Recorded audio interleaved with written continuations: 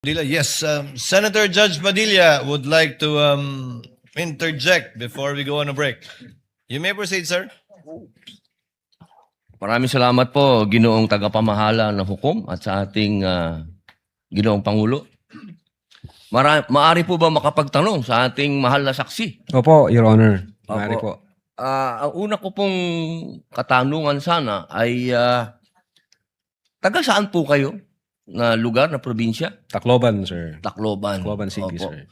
Kayo po ngayon ay Regional Director ng NBI sa BARM. Yes, sir. Opo. Yun po ba ay isang promosyon para sa inyo na madala sa BARM?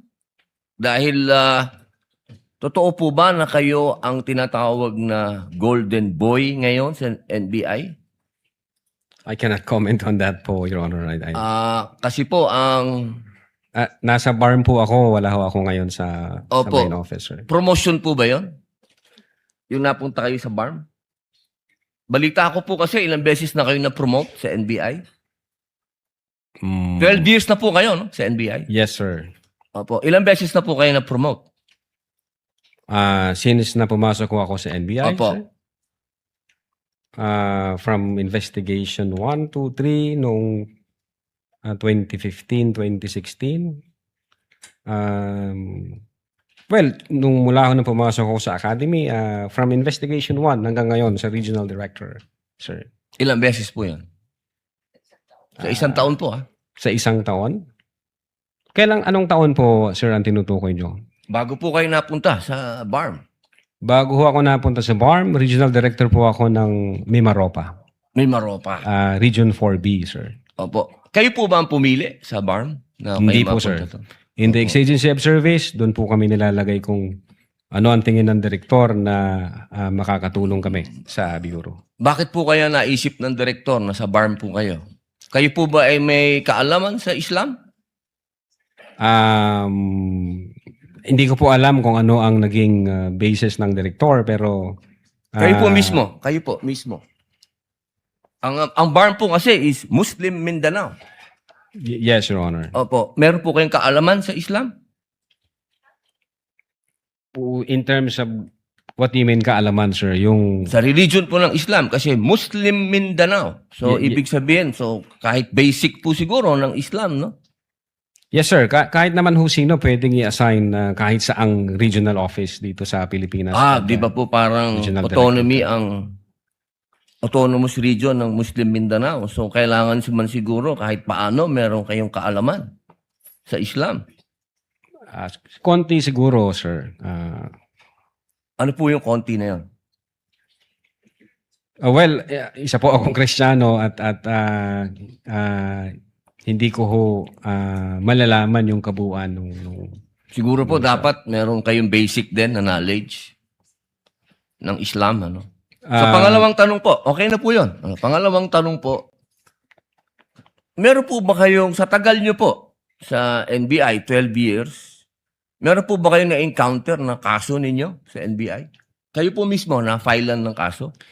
Your Honor, normal ho sa mga NBI agents na makakasuhan. In fact, maging sa sinumang law enforcement agency. That's the price we pay for doing our job and for protecting the country. As a matter of fact, in the NBI, Your Honor, we avoid the noise. We just finish the job. So sir. ano po yan? Yes? Yes po yan? Yung sagot nyo? Yes? Normal ho yan yun sa amin. So sir. yes po? Attorney Loto, kindly answer the question. Yes, sir. Oh yes. Ano pong, pwede po bang malaman kung ano pong mga naikaso sa inyo?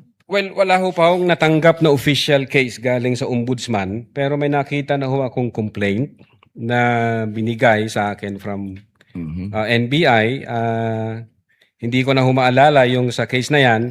Pero nung chinek po namin yung case na yan, Your Honor, sabi ko doon sa mga kasama ko, tingnan nyo nga yung validity at authenticity ng case na to. Pinuntahan ho namin yung nagnotaryo. I think meron Makati po, no? Court yun.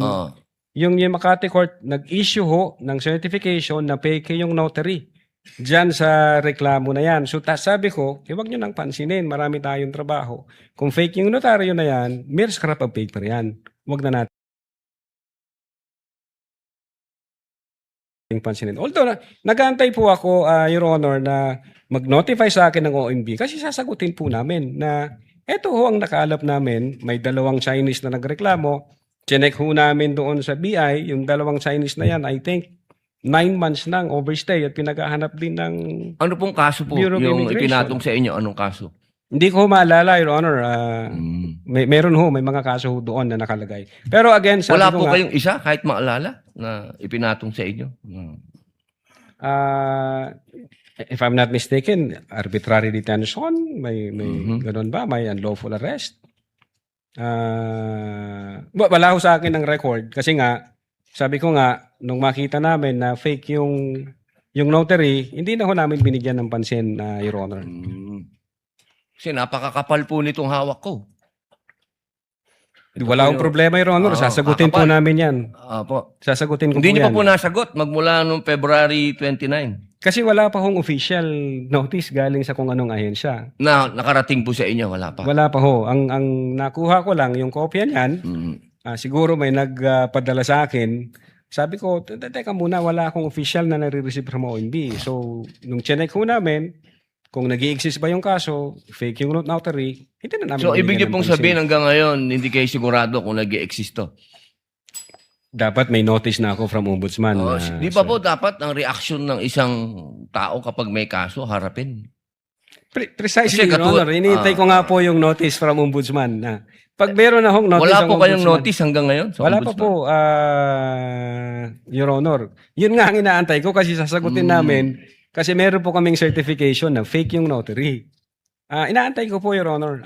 Mas maganda po, maharap nyo kagad. Definitely, hindi ho lalong-lalo namin na po- tatakbuhan yan, sir. Kasi napakahalaga po ngayon nito. Yes, sir. Oo, ito po ay ang pinag-uusapan natin dito ay napakahalaga.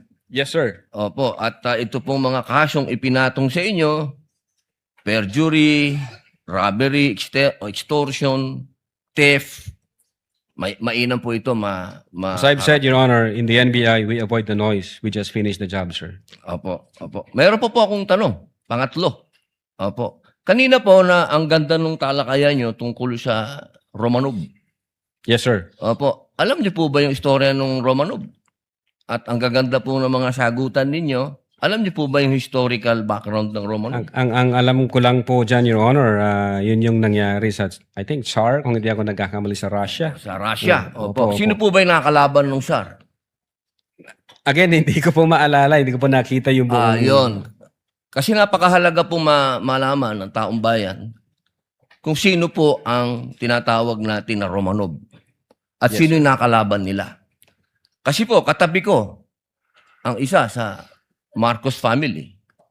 Yes, sir. Alam naman po natin lahat, batid natin lahat, na si Apo Lakay, Ferdinand Marcos Sr., ang number 1 na lumaban sa komunista dito sa Pilipinas. Batid naman din po natin na ang nag-execute sa Tsar kay Nikolai at sa kanyang mga anak, sa kanyang pamilya, ay ang komunista. Alam mo po ba niyo? Yes, sir. Opo. Ngayon, sino po ba ang pangalawang pangulo na lumaban sa komunista?